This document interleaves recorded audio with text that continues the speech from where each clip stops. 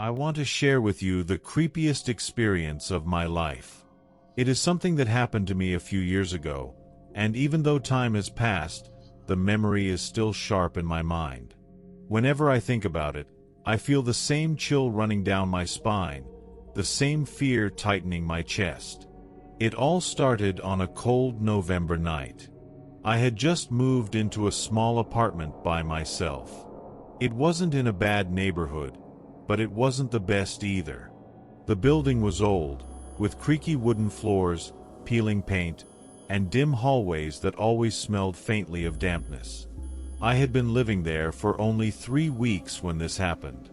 That night, I came home late from work. The city was unusually quiet, and by the time I reached my floor, I noticed the hallway lights were flickering. They always flickered, but for some reason, it felt more unsettling that night. I unlocked my door, went inside, and immediately felt that strange sensation you get sometimes when you think someone's watching you. I tried to shake it off. I was tired, and my mind was probably playing tricks on me.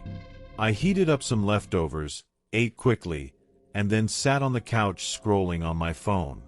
But I couldn't relax.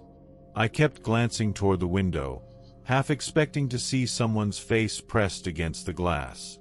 My apartment was on the 3rd floor though, so that wasn't possible. At around 11:30 p.m., I decided to go to bed. That's when things started getting weird. As I lay in bed, I heard a faint scratching sound. At first, I thought it was a mouse inside the walls. But the noise didn't come from the walls. It came from inside my apartment. I held my breath and listened closely. Scratch, scratch, pause, scratch. The sound was coming from the living room. My heart started beating faster. I grabbed my phone, turned on the flashlight, and tiptoed toward the sound. The apartment was silent now. Nothing moved. I looked behind the couch, in the kitchen, even in the closet. Nothing. I laughed nervously, convincing myself I was just overtired. I turned off the lights and went back to bed. But not even 10 minutes later, the noise came back. Scratch, scratch, scratch. This time, it was louder. I sat up in bed, frozen. I didn't want to go out there again, but the sound was impossible to ignore. Then, slowly, the scratching stopped, and was replaced by something worse. I heard whispering. It was faint, like someone mumbling just beneath their breath. The whispers seemed to float through the apartment, but I couldn't understand a single word. My blood ran cold. I wanted to believe it was coming from a neighbor's apartment, maybe through the vents. But the sound was too close. It was inside. I grabbed my phone and texted my friend. "Hey, are you awake? I think someone's in my apartment." I stared at the screen, waiting for a reply. Nothing. The little typing dots never appeared. My heart was racing so fast I could hear it in my ears. Then, all of a sudden, I heard 3 slow knocks on my bedroom door. Knock, knock, knock. I stopped breathing. I hadn't even realized I had shut my bedroom door, but apparently I had. And now someone, or something, was standing just on the other side. I sat there in the dark, clutching my phone, too terrified to move. The knocking didn't come again. The whispers stopped. The scratching was gone. The silence that followed was almost worse than the noises. Minutes passed. Maybe even hours. I didn't dare open the door. Eventually, exhaustion must have overtaken me because I fell asleep sitting up with the phone in my hands. When I woke up, sunlight was streaming through the window. For a second, I thought I had dreamed the whole thing. I got up cautiously, opened my bedroom door, and looked around. The apartment was empty. But then I saw something that made my stomach drop. On the floor, just outside my bedroom door, were 3 long scratch marks. They weren't random, they were deliberate, perfectly straight, and deep enough to leave marks in the old wooden floor. I stared at them for a long time, unable to process what I was looking at. I tried to tell myself maybe it was damage from before I moved in. Maybe it was something I hadn't noticed before. But deep down, I knew that wasn't true. I had cleaned that floor myself the day I moved in. Those marks weren't there before. That day, I called my landlord and asked about the history of the apartment. He was reluctant at first, but eventually admitted that the last tenant left suddenly in the middle of the night, refusing to come back for her things. She never explained why. I didn't tell him what happened to me. I just listened in silence, my heart sinking deeper with every word. That evening, I packed a bag and went to stay at a friend's place. I never slept in that apartment again. A week later, I officially broke the lease and moved out. To this day, I still don't know what was in there with me. I never saw a face, never caught a shadow. But I know what I heard, and I know what I saw on the floor. The creepiest part of it all is the feeling I sometimes get late at night, even now. When the house is quiet and I'm about to fall asleep, I swear I can still hear it. Scratch, scratch, scratch.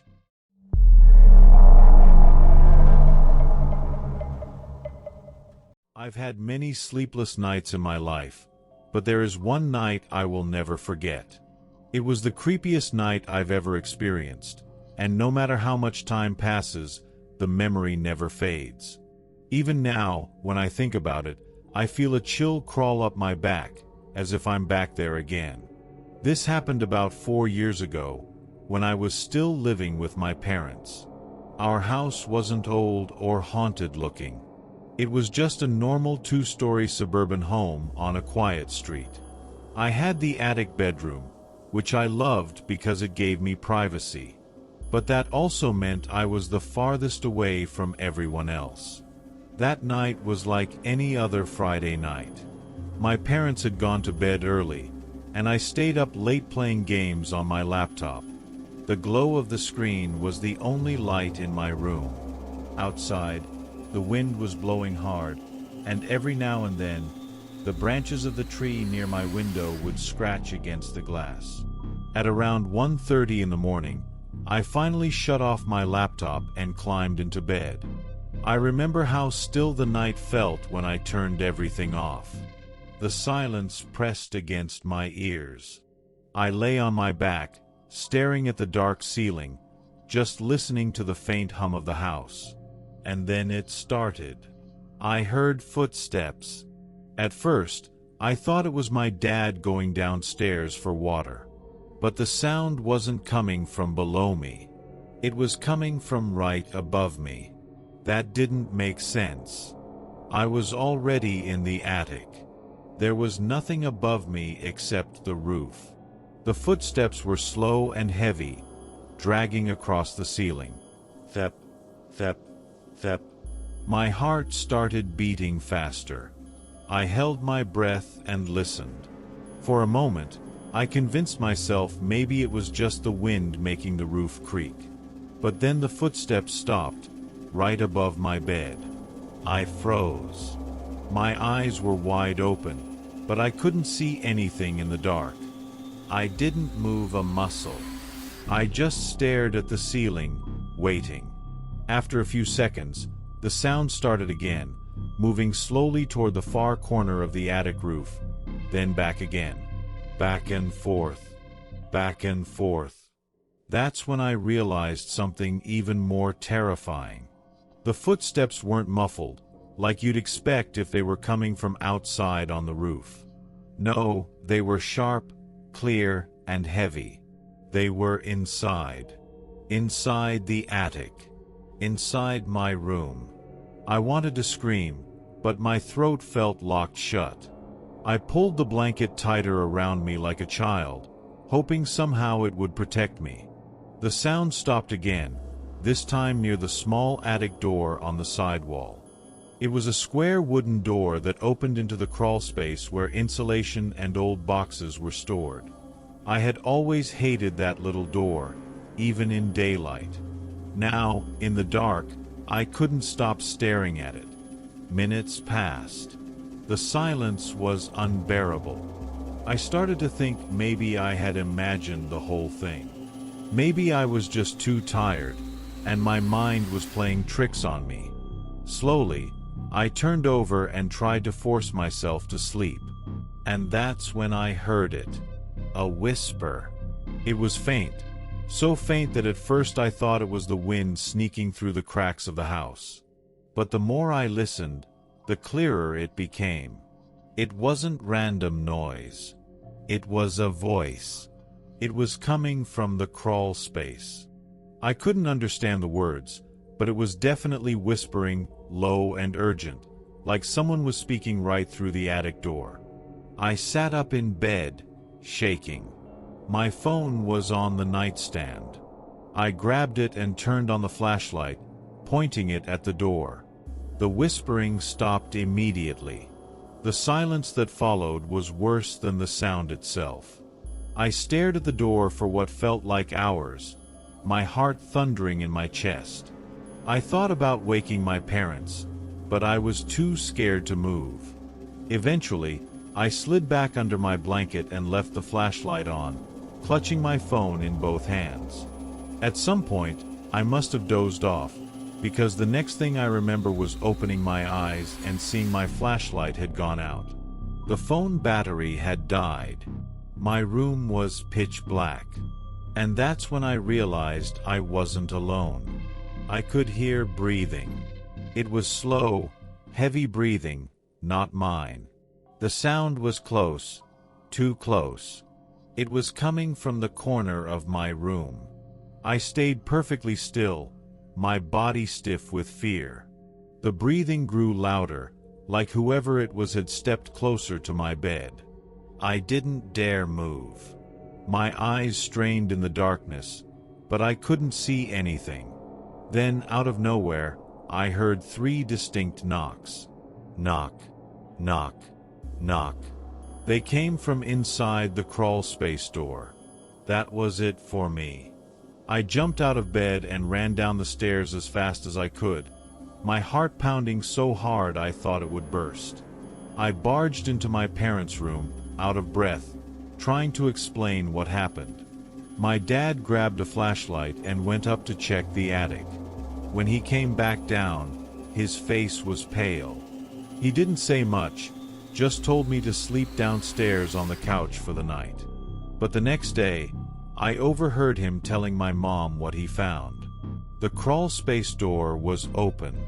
The strange thing was, it could only be opened from the inside. We never found out who or what was up there that night. My dad nailed the door shut the next day, and I refused to sleep in the attic again. I moved my bed downstairs to the guest room until I eventually left for college. Even now, whenever I visit my parents' house, I can't bring myself to go back into that attic. Just the sight of that little door makes my stomach turn.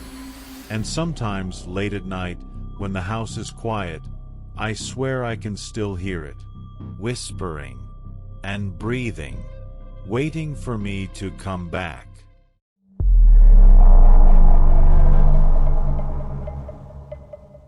My name is Josh, and I want to share the creepiest night of my life. I swear every word of this is true. Even years later, I still remember it in detail, and it still makes my skin crawl whenever I think about it. It happened when I was 21. I had just moved into a small rented house on the edge of town. It wasn't fancy, but it was cheap, and I liked the privacy. The landlord told me it had been empty for about 6 months before I moved in.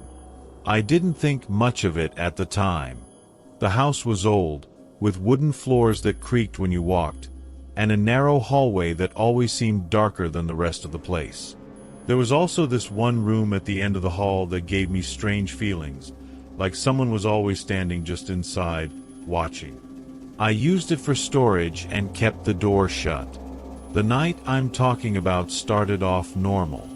It was a Friday night, and I had the weekend off work. I made some noodles, watched a couple of movies, and stayed up late scrolling on my phone. Around midnight, I finally turned everything off and got ready for bed. I remember lying down and hearing how quiet the house was. Too quiet. Normally, you'd hear cars in the distance or a dog barking, but that night, it was dead silent. It was the kind of silence that feels heavy, pressing down on you. At first, I thought I was just overthinking, but then I heard it. A soft creak. It came from the hallway. I froze in my bed, staring at the door. I hadn't moved, so it wasn't the floor settling under me. This was a different kind of sound, like someone had just stepped on a loose board. I told myself it was the house shifting, maybe from the wind outside. But deep down, I knew it wasn't the wind. A few minutes later, I heard it again. Creak. This time, closer. My mouth went dry. I sat up slowly and strained my ears. The sound was coming from the dark hallway, moving toward my room, one step at a time. I reached for the baseball bat I kept near my bed. My heart was pounding so hard I thought it might burst out of my chest. I whispered to myself, "It's nothing, Josh. Just the house. Just the house." But then, the footsteps stopped right outside my bedroom door. I held my breath. The silence was deafening. I was terrified that if I even breathed too loudly, whatever was on the other side of the door would hear me. Seconds passed. Then minutes. I tried to convince myself it was all in my head. I was just about to lie back down when I heard something that made my blood turn cold. Knock, knock, knock. 3 slow knocks on my bedroom door. I wanted to scream, but nothing came out. My hands were shaking as I tightened my grip on the bat. I didn't move. I didn't answer. I just sat there, frozen. After what felt like forever, the knocking stopped. I waited, my ears straining for any sound. For a while, there was nothing. I thought maybe it was over. But then, from inside the house, I heard whispering. It was faint, like someone trying to speak through a wall. At first, I thought it was coming from outside, maybe through a window. But as I listened closer, I realized the whispering was coming from the storage room at the end of the hallway. The one I always kept closed. The whispering grew louder, though I still couldn't make out the words. It wasn't one voice, it was several, overlapping, like a group of people whispering all at once. I wanted to run out of the house, but that would mean opening my bedroom door and walking past that room. I couldn't do it. So, I sat there, gripping the bat, praying for morning. Around 3 a.m., the whispering stopped, and for a moment, I thought maybe whatever it was had left. My body was aching from sitting so stiff and tense. I lay back down, still clutching the bat, and eventually, exhaustion pulled me into sleep. But the night wasn't done with me yet. I woke up to the sound of breathing. It was slow, heavy breathing, and it wasn't mine. My eyes shot open, and I felt a chill run down my spine. The breathing was coming from inside my room. Very slowly, I turned my head toward the corner near my closet. That's when I saw it. A figure. Tall. Phil. Standing in the corner. It was darker than the rest of the room, like a shadow that had pulled itself out of the wall. I couldn't see a face, but I could feel it staring at me. The air felt heavy, and every instinct in my body screamed at me to run. But I couldn't move. I just lay there, paralyzed, staring at that shadow in the corner. The figure didn't move closer. It didn't make a sound. It just stood there, breathing, watching. I don't know how long I stayed like that. It felt like hours, though it was probably only minutes. At some point, I must have passed out from pure fear, because the next thing I remember is sunlight streaming through my window. The figure was gone. Shaking, I grabbed my phone and checked the time. It was 7:30 a.m. I got out of bed as fast as I could and ran straight out of the house into the daylight. I didn't even grab my shoes. Later that day, I called my landlord and told him I couldn't stay there anymore. I didn't tell him the full story, just said the house gave me bad vibes. He didn't seem surprised. He just sighed and said, "You're not the first one to say that." That sent another chill through me. I moved out within the week. I never went back for my things in the storage room. Whatever I left in there could stay. It's been years now, but I still remember every sound, every whisper, every breath. Sometimes, when I'm lying in bed late at night, I swear I can still hear it. That heavy breathing, waiting, watching.